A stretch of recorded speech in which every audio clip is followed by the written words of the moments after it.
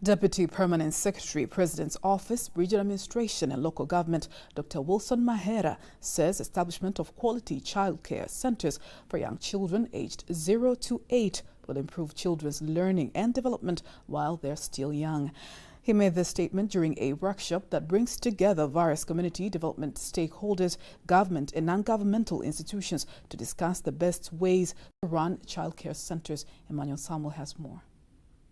It is the workshop that brings together various stakeholders of community development, government and non-governmental institutions, the goal being to discuss the establishments and the best ways to run child care centers for young children to enable them to learn in a good and friendly environment and reach their goals. We are basically looking at the science of early child development and also the practice as well as the policy side of the early child development.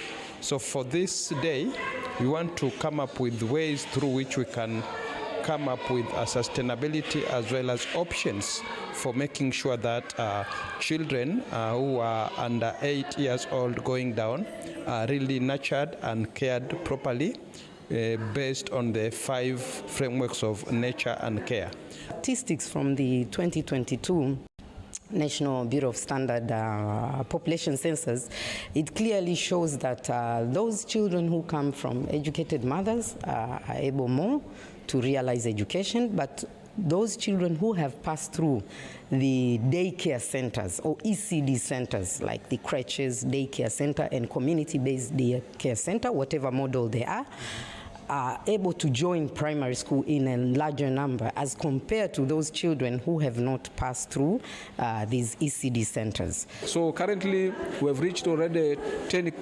regions where they have already launched this program.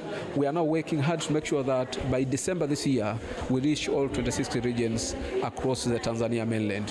From there then we can start now, bringing down the knowledge to the council level down to the local government level. Deputy Permanent Secretary, President's Office, Regional Administrations and the Local Government, Dr. Wilson Mahera, is the official guest of honor at the meeting, who makes it clear how the government works hard to ensure that it cooperates with the other stakeholders in establishing such centers for the well-being and development of Tanzanian children. Tunataka tuanzishe hivi vituo vya kulea hawa watoto.